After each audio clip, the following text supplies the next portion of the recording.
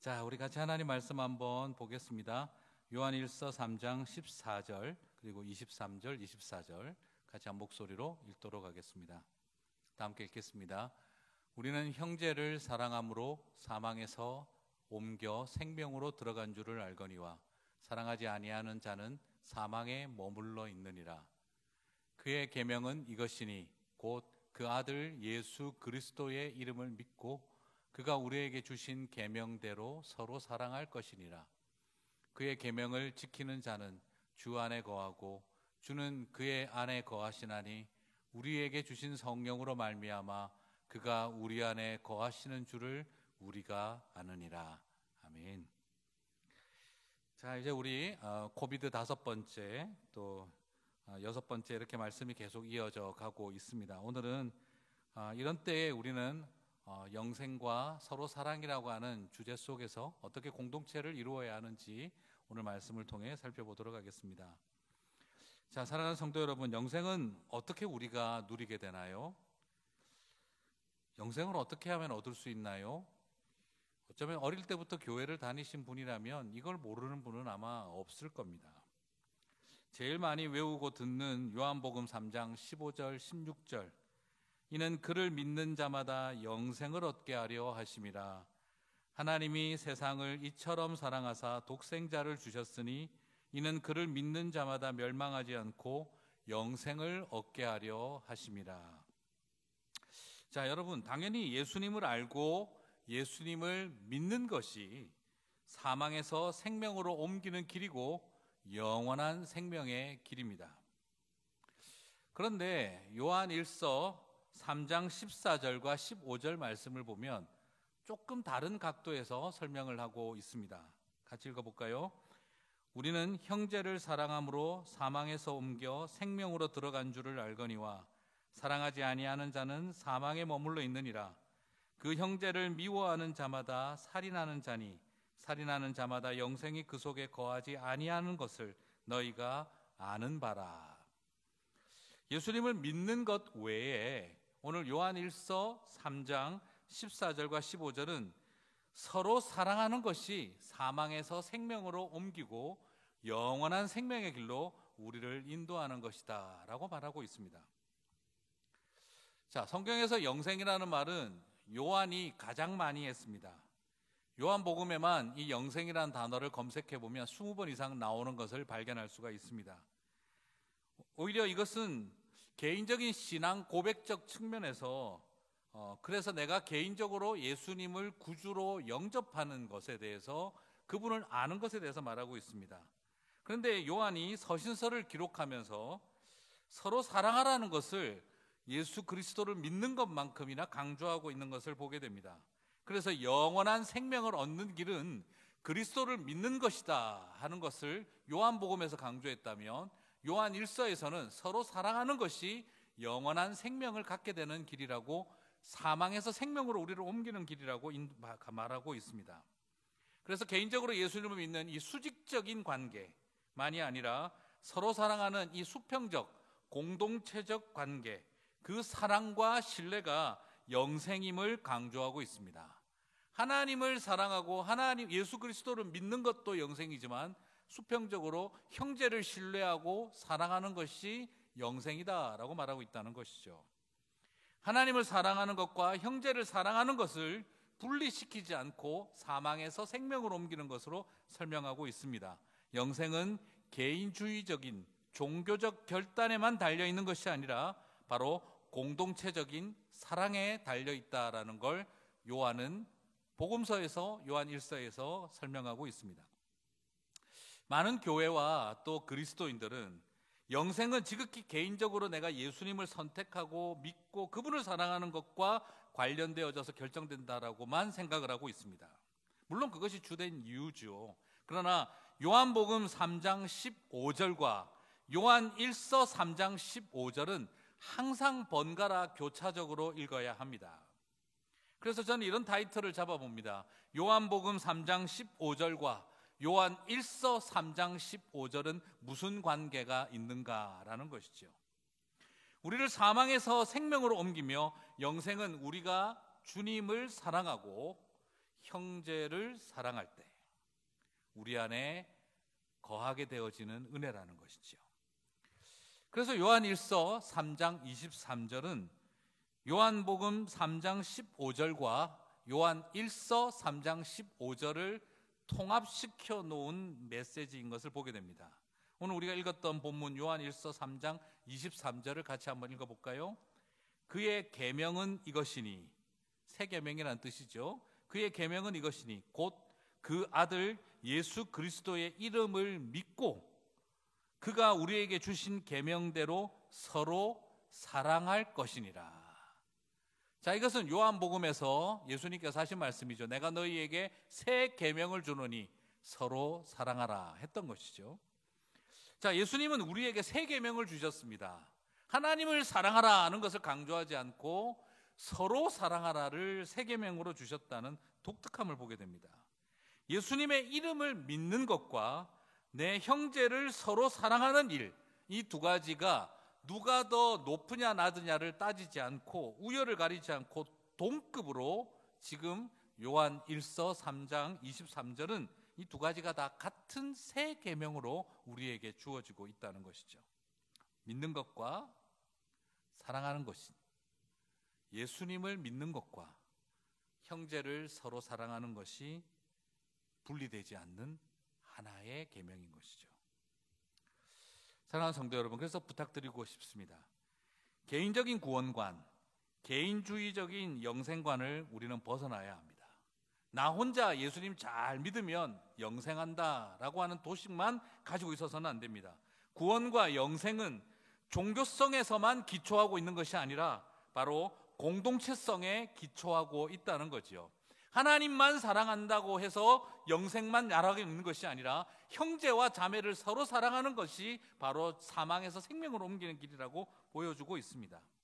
그래요. 교회는 바로 이 영생을 이 땅에 품는 연습과 준비를 하는 곳입니다.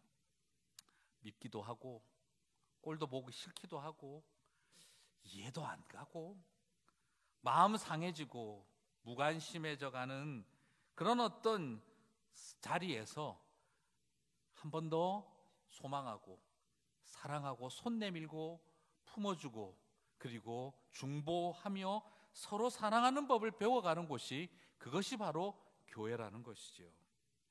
그래서 우리는 나 홀로 천국에를 아니라 더불어 천국에를 추구하고 경험해야 한다는 것입니다. 이것이 교회입니다. 이것이 공동체이고요. 여러분, 공동체는 무엇일까? 공동체에 대한 이 영어로 커뮤니티라고 하는 이 커뮤니티에 대해서 어원적인 의미를 살펴보면요, 이 커뮤니티는 함께라는 의미를 가진 콤과 그리고 선물이라는 뮤누스라는 이 히라버가 결합되어져서 만들어진 겁니다. 함께 선물, 바로 공동체란 서로에게 선물이 된다는 의미입니다. 내가 다른 사람에게 선물이 되어지고 다른 사람이 또 다른 사람에게 선물이 되어질 때 우리는 그것을 공동체다라고 말한다는 거예요. 목사가 교인에게 선물이 되고 교인이 목사에게 선물이 됩니다. 교인이 교인에게 선물이 되고 그리고 교회가 이웃과 그리고 지역사회 공동체에게 선물이 되어질 때 우리는 그것을 공동체다라고 한다는 것이죠. 우리가 공동체를 이룬다면 이렇게 교회 안에서 이웃을 향한 그리고 서로를 향한 연약하고 힘들고 어려운 사람들을 향한 선물이 우리는 되어야 합니다.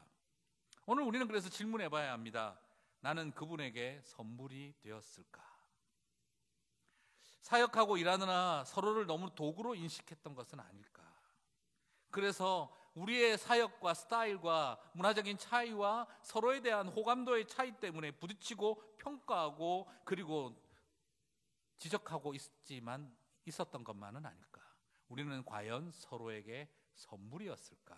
하는 질문을 던지게 됩니다. 가정으로 돌아가서도 마찬가지 아니겠습니까?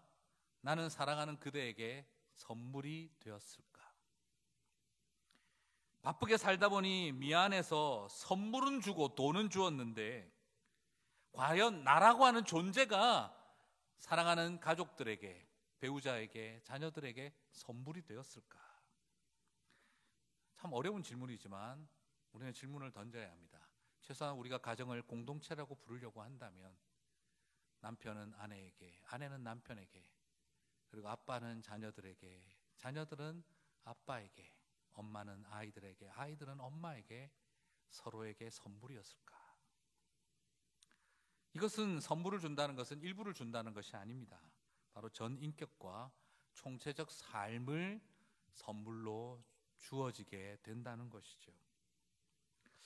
그래서 저는 앞에서 본 것처럼 교회 공동체가 영원한 생명, 구원의 선물이 되는 통로가 되어야 할 이유를 우리는 찾아야 된다라고 말씀드리고 싶습니다.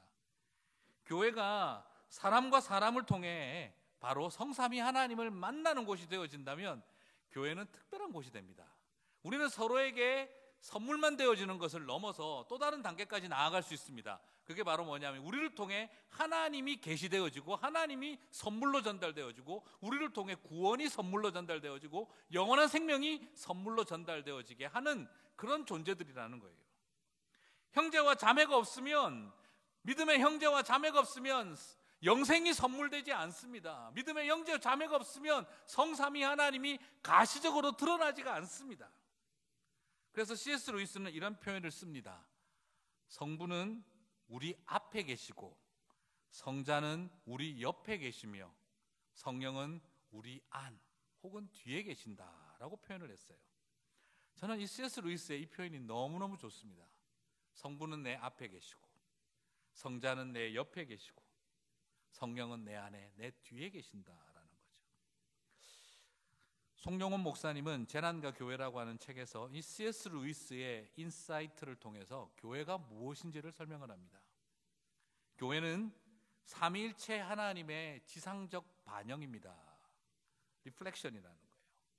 형제 1 앞에, 제가 형제 1이라면 형제 1 앞에 있는 형제 2 안에 성부가 계신다는 거죠.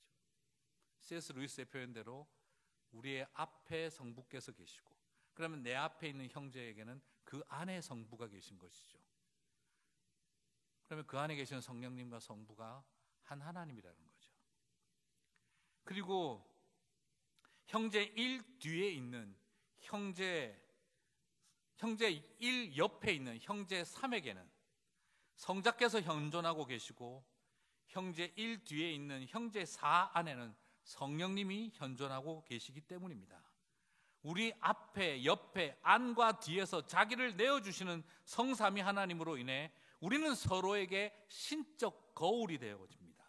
우리가 서로에게 하나님을 비추는 신적 거울이 되는 사건을 우리는 그것을 교회라고 합니다 라고 말하고 있어요.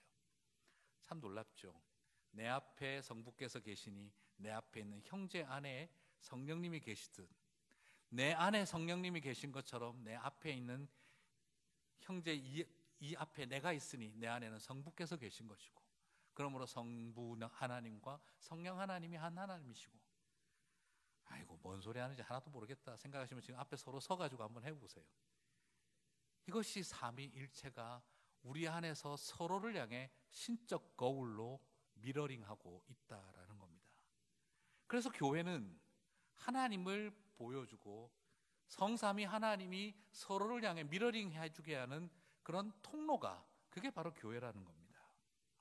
이것을 요한이 잘 표현하고 있습니다. 오늘 우리가 읽은 본문 요한 1서 3장 23절과 24절을 한번 보실까요? 바로 오늘 C.S. 루이스의 이 말을 염두에 두시고 한번 읽어보시기를 바랍니다. 같이 읽겠습니다. 그의 계명은 이것이니 곧 그 아들 예수 그리스도의 이름을 믿고 그가 우리에게 주신 계명대로 서로 사랑할 것이니라. 그의 계명을 지키는 자는 주 안에 거하고 주는 그의 안에 거하시나니 우리에게 주신 성령으로 말미암아 그가 우리 안에 거하시는 줄을 우리가 아느니라. 서로 사랑하면 내 안에 주 있고 주 안에 나 있다. 어디서 본 드라마 대사 같은 느낌입니다만 바로 성삼위 하나님이 내 안에 주 계시고 주 안에 나 있다, 내 안에 너 있고 너 안에 나 있다라는 이 성삼위 하나님의 말씀을 우리가 듣게 된다는 것이죠. 그렇습니다. 교회는 이렇게 함께할 때 하나님이 우리 안에서 거울처럼 드러나십니다. 바로 서로가 서로에게 하나님을 비추는 신적 거울이 되어주는 사건이, 그것이 바로 교회라는 거예요. 사람을 만나고 싶은 것을 넘어서 우리는 형제와 자매를 만나는 것을 통해 내 형제와 내 자매 안에 있는 성부 하나님, 성자 하나님, 성령 하나님, 성삼위 하나님을 만나게 되는 것입니다. 그래서 사람을 만나고 싶은 그리움은 결국에는 삼위 하나님을 만나고자 하는 갈망이 되어지는 것입니다. 그 그리움이 넘쳐야 그것을 교회라고 할 수 있다는 것이지요. 바로 이 하나님을 서로 형제와 자매의 모습 속에 만나게 되는 것, 이것을 위해서 교회가 존재합니다. 형제의 모습 속에 보이는 하나님 형상 아름다워라, 우리의 모임 중에 거하신 하나님 영광 아름다워라, 우리가 노래하게 되는 것입니다. 뜨겁지 않아도 됩니다. 따뜻하면 되는 것입니다. 차갑지 않아도 됩니다. 우리 안에 시원함이 있으면 됩니다. 교회 사역은 업적에 있는 것이 아니라 그 모든 것은 관계가 교회 사역의 본질입니다. 교회의 자랑은 규모가 아니라 교회의 자랑은 사랑과 희생입니다. 그래서 교회는 모여야 합니다. 그 모임을 통해 성삼위 하나님을 만날 수 있기 때문입니다.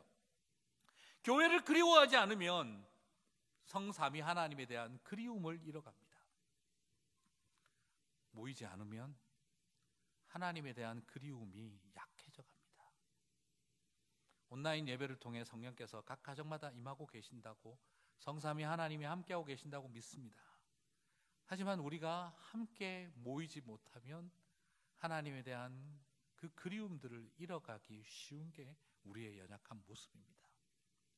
서로 사랑하고 그리고 만나고 싶은 형제와 자매를 그리워하면 그것은 하나님을 향한 그리움으로 커가는 것을 우리가 보기 때문입니다. 그래서 서로를 향한 사랑과 그리움을 잃어간다면 우리는 하나님을 향한 사랑과 그리움도 잃어갈 수 있는 연약한 인생들입니다. 우리는 영원한 생명을 보지 못하고 육신의 생명에 갇히게 됩니다. 그래서 교회는 모여서 사랑하고 그리워해야 하는 곳입니다. 누구보다 열심히 우리는 온라인 예배를 잘 개발하고 성도들의 안전을 위해서 우리가 치루어야 할 희생들을 끊임없이 치르고 있습니다. 하지만 그럼에도 불구하고 온라인으로 소그룹 모임을 해야 합니다라고 강조하는 것은 그저 교회라고 하는 시스템을 유지하기 위한 마음이 아니라 우리는 그 속에 형제와 자매를 향한 그리움을 잃어버릴 때 하나님을 향한 그리움을 잃어버리는 연약함을 보기 때문입니다. 그렇습니다. 페이스타임으로 얼굴 보고 통화할 수 있어도, 전화로 언제든지 문자 주고받으며 그렇게 할 수 있지만 함께 살아야 가족입니다. 물론 때로는 집에 살아도 얼굴 못 보는 경우가 많죠. 그래서 어떤 집안의 가훈이 그렇다 그러더라고요. 얼굴 좀 보고 살자, 이게 집안 가훈이라 그러더라고요. 하지만 그래도 같이 살면서 서로 정취를 알고 식사 같이 할 때 쳐다보며 웃었던 웃음이 다른 어떤 것보다 크지 않습니까? 싸우고 미워하고 다시는 안 본다 이러면서 그렇게 우리가 토라지며 문을 쾅 닫고 들어가도 그래도 아껴주며 밥 챙겨주며 사는 게 가족이잖아요. 그래서 우리가 말하는 걸 경험하지 않습니까? 가까운 이웃이 먼 가족보다 낫다.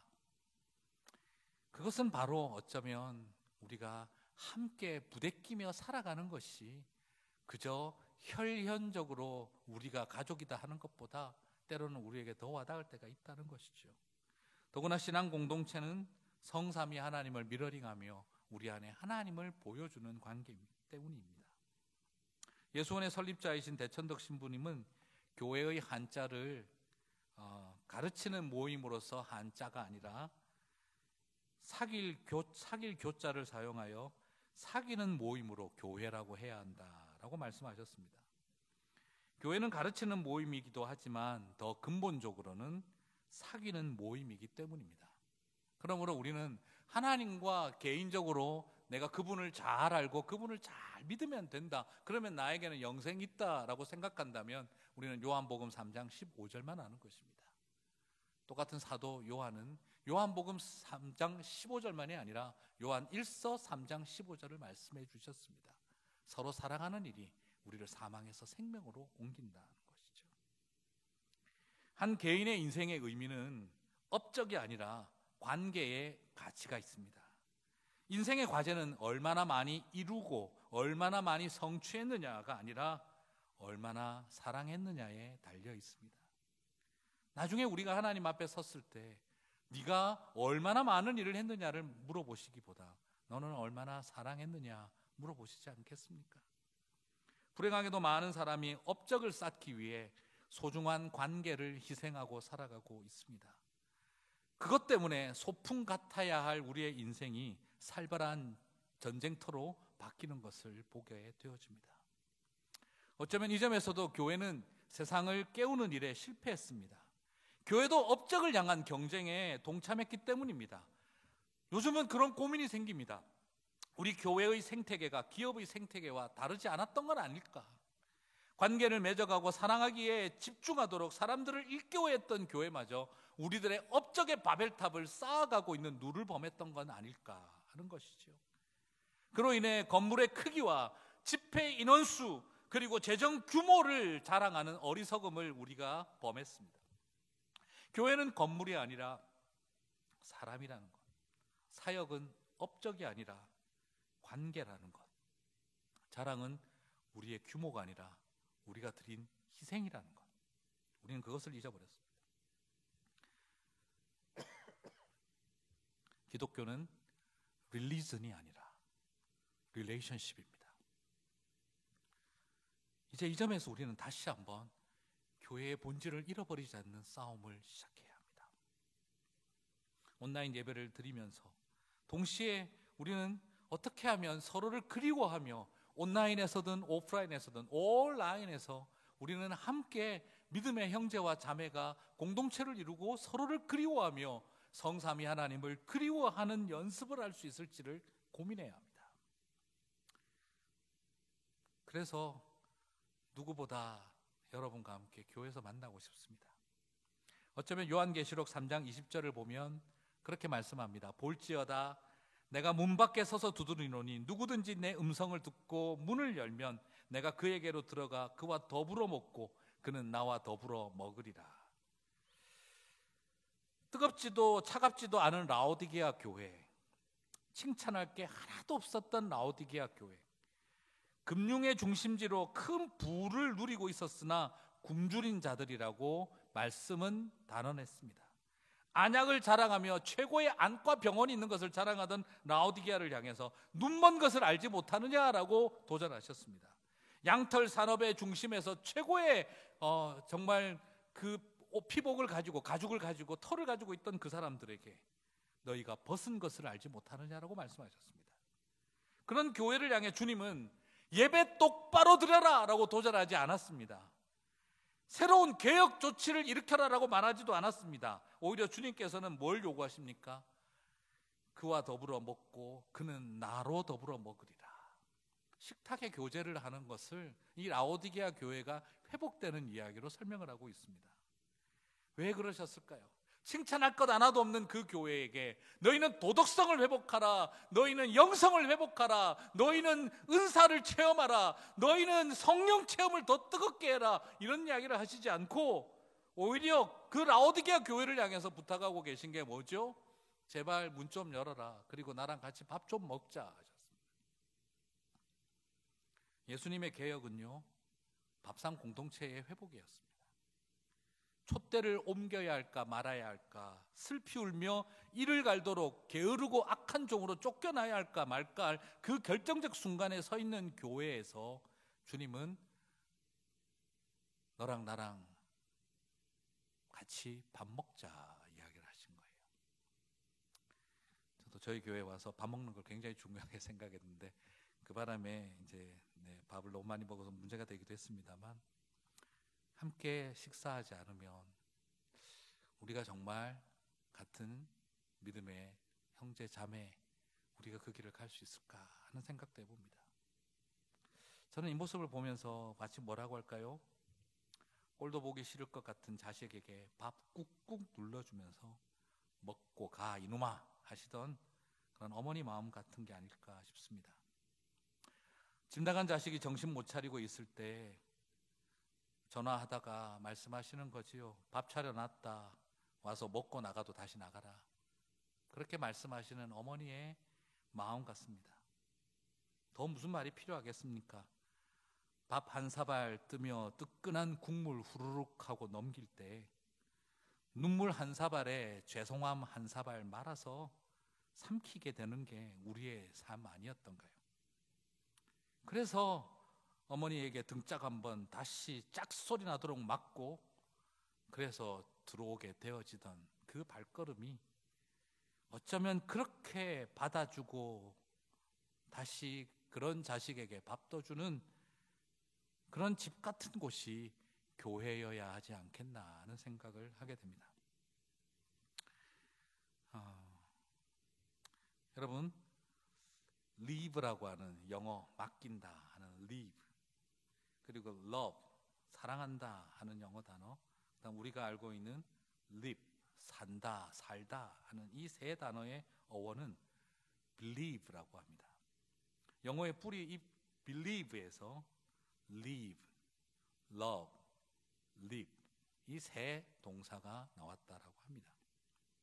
우리가 맡길 수 있는 것도 우리가 사랑하는 것도 살아가는 것도 결국에는 믿음이 뿌리하고 있기 때문인 것이죠.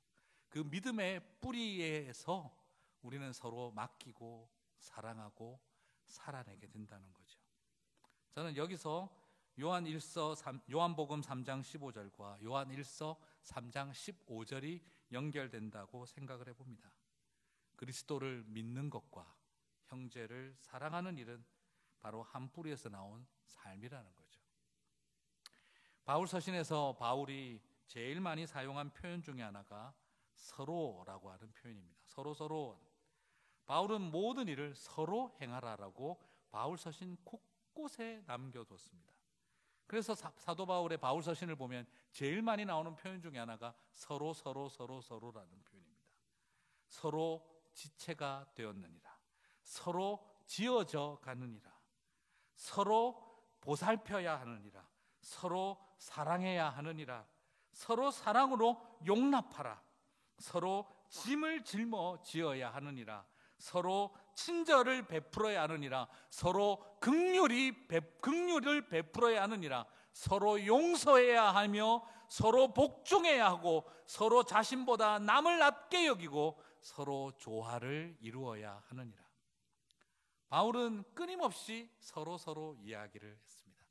사도 바울은 믿음으로 구원받는 그 아젠다 하나 던져주고 하나님과 개인적인 관계 잘 형성하라는 걸 가르쳐준 사도가 아니라 사도 바울 역시도 가장 많이 사용한 표현이 서로라고 하는 표현이었다는 거죠.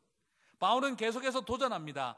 한 백성만 구원하시는 하나님이 아니라 모든 족속들을 한 백성으로 만들어 내시는 예수 그리스도 성령님의 사역을, 성삼위 하나님의 사역을 말합니다.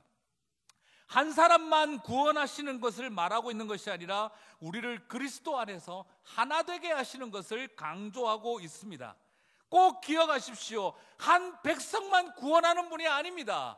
모든 족속들로 한 백성이 되게 하시는 분이십니다. 그래서 believe 하는 사람들이 서로를 향해 live 하기 시작하고 그리고 live하고 살아내게 되어지며 서로와 함께 사랑하게 되어지게 하는 것입니다. 그래서 믿는 것과 사는 것이, 믿는 것과 사랑하는 것이, 그것이 분리되어질 수 없다라는 걸 보게 되어지는 것입니다. 코비드-19 시대는 예수님을 믿을 수는 있지만 서로 사랑하기에 어려운 시대를 만들어 버렸습니다.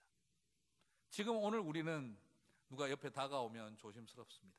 길거리 산책하다가도요, 옛날에는 강아지가 오면 서로 무서워서 개들끼리 싸울까 봐 피했는데 요즘은 강아지를 피하는 게 아니라 사람을 피하고 있는 것을 보게 됩니다. 개들은 서로 가까이 가려고 애를 쓰는데 우리는 막 피해갑니다. 코비드-19 시대는 주님을 믿기에는 나 홀로 시간을 가질 수 있습니다. 그러나 서로 사랑하기 어려운 시대입니다. 우리는 교회이지만 서로 사랑하는 일도 멈춰야 하게 되어졌습니다. 예전에는 신경 쓰지 않아도요, 일주일에 한번 만나서 밥 먹고 갈 수 있었습니다. 최소한의 일도 할 수 있었습니다. 서로 한 교회로 식탁에 교제를 나누고 서로 악수하고 허그하고 집사님 잘 지냈어 하는 정도는 신경 쓰지 않아도 할 수 있었습니다. 그러나 지금은 의도적으로 노력해도 쉽지 않습니다. 그래서 저는 여러분에게 부탁드리고 싶습니다. 이제는 서로 사랑하는 일을 더 의도적으로 하십시다.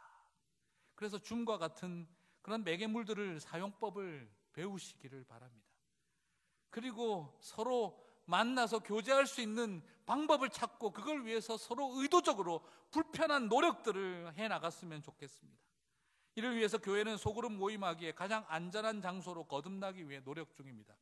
사실 맞습니다. 교회는 집단 감염에 가장 위험한 곳이죠.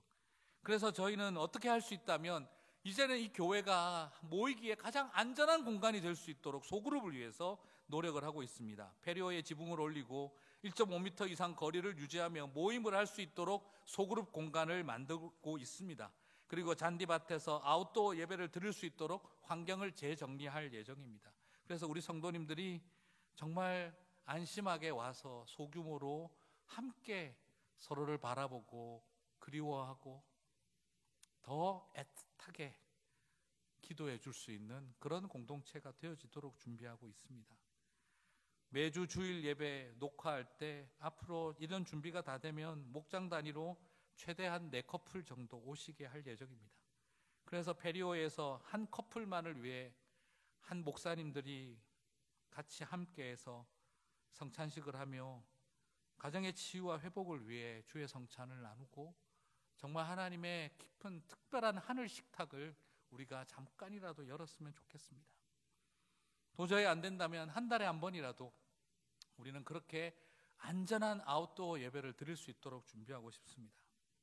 코비드 19이 시작되어질 때 프로토콜을 만들면서 3가지를 중요하게 생각했습니다. 빨리, 함께, 늦게. 다른 교회보다 할 수 있다면 성도들의 안전을 위해 빠른 선제 조치를 하자. 빨리. 그리고 우리 혼자만 하지 말고 많은 교회들과 연합하여 이 일이 같이 함께 가게 하자. 함께. 그리고 코비드 19이 마치고 다시 대면 예배를 회복할 때는 늦게 할 수 있게 하자. 빨리, 함께, 늦게를 중요하게 생각했습니다. 이제 대면 예배를 위한 로드맵은 그래서 다시 시작합니다. 늦게, 멀리, 작게. 할 수 있다면 성도들을 위해 늦게 열자. 그리고 가장 안전한 곳이 교회가 될 수 있도록 멀리 앉고 모든 모임을 작은 모임으로 진행되게 하자. 그래서 이 기간 동안 아웃도어 중심으로 교회가 가장 안전한 곳이 될 수 있도록 어떻게 하면 작은 모임을 가장 안전하게 할 수 있을지를 생각하고 있습니다. 한 달에 한 번 아웃도어에서 그리고 매주 녹화 때마다 4커플씩 뉴 노멀에 맞는 특별한 시간들로 우리가 함께 서로를 소중하게 여기는 시간을 수많은 사람들을 모아놓고 하는 것이 아닌 단 한 사람, 한 커플을 위해서 가장 의미 있는 시간을 드릴 수 있는 노력들을 해갔으면 좋겠습니다. 앞으로 그 준비를 해나가며 여러분과 함께 만날 시간들을 곱씹어보고 기대하고 있겠습니다. 사랑하는 성도 여러분, 기도해 주시고 그렇게 함께 해 주십시오. 말씀을 맺겠습니다. 제가 입대하고 아버지에게 들었던 말입니다. 제가 신병교육대에 제가 입소하고 난 다음 어머니가 제가 입대한 다음 매일 저녁 제 밥그릇에 밥을 담아 식탁 위에 두셨다고 합니다. 처음에는 그게 실수였다고 해요.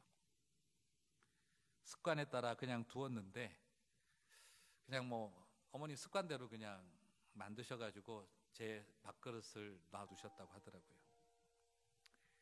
근데 나중에는 의도적으로 하기 시작하셨다고 합니다. 그 밥그릇에 밥 담아 놔두고 밥 잘 먹고 건강하게 신병교육대 마치고 또 좋은 얼굴로 보게 해주십시오. 그렇게 밥그릇 차려놓고 잊지 않고 기도하셨다라고 하더라고요. 첫 면회 때 저는 그 말을 듣고 어머니 2년 6개월을 하시려고요. 이제 그만하세요 하고 말씀을 드렸던 기억이 납니다. 그때 어머니 말이 그랬습니다. 옛날 사랑하는 자식 전쟁에 내보내고 언제 불쑥 찾아올지 모를 아들 기다리며 매 끼니마다 따뜻한 밥 떠서 놔두셨다던 어머니 이야기를 내가 들은 적이 있다. 주변 사람들은 그러다가 제사밥 된다고 핀잔도 주고 말주도 했지만 설사 제사밥이 되더라도 언제 불쑥 나타나실지 모를 아들, 항상 따뜻한 밥 준비되어서 네 몫이다라고 그렇게 해주고 싶다고 했던 어머니의 말이 생각이 나더구나. 그래서 매 끼니 차리지는 못했지만 매일 저녁 너와 같이 밥 먹는 느낌으로 하나님, 강원도 산골짝 어디에 있든 밥 잘 먹고 건강할 수 있도록 해주세요. 그 마음으로 기도하며 밥상을 차렸단다. 이제 내 눈으로 봤으니 네 말대로 그만하마 하시더라고요. 어쩌면 요즘 어머니의 그 심정이 갑자기 생각이 납니다. 언제 성도님들과 함께 다시 교회에 모여 예배할지 모르지만 또한 함께 한 공동체로 모일 그날을 위해 밥 짓는 어머니의 심정으로 말씀과 기도를 준비해야겠다 싶습니다. 주일 예배를 드리고 새벽 기도를 하면서 우리 사랑하는 성도 여러분들도 교회를 위해 기도해 주십시오. 그리고 또한 많은 목회자들 위해서, 사역자들 위해 기도해 주십시오. 그래서 우리가 곳곳에서 밥 한 공기 준비하는 마음, 수저 차려놓고 잊지 않고 기억하는 그 마음으로 우리 함께 할 날을 그리워했으면 좋겠습니다. 여러분도 함께 밥을 지으며 공동체를 사모하는 마음을 통해 우리의 믿음이 깊어져 가게 되기를 소망합니다. 코비드-19는 이렇게 우리에게 우리가 정말 서로 사랑하는 존재였는가 라는 질문을 던지고 있습니다. 형제와 자매를 그리워함으로 주님을 더욱 그리워하는 저와 여러분이 되시기를 바랍니다. 교회는 내 앞에 있는 형제 안에 비춰진 성삼위 하나님을 신적 거울처럼 만나는 곳, 그 사건이 일어나는 곳이 교회다. 이것을 기억하며 다시 우리가 함께 공동체로 모이게 되는 그날을 바라봤으면 좋겠습니다. 코비드-19는 우리에게 많은 것을 도전하고 있습니다. 다시 참된 사랑의 공동체 그날을 바라보면서 성삼위 하나님과 친밀한 교제 속에 있으며 공동체를 그리워하고 그리고 그 형제와 자매를 그리워하는 마음을 통해 하나님을 더욱 그리워하게 되어지는 저와 여러분 되시기를 주님의 이름으로 축복합니다. 우리 다 함께 한 목소리로 기도하며 나아가도록 하겠습니다.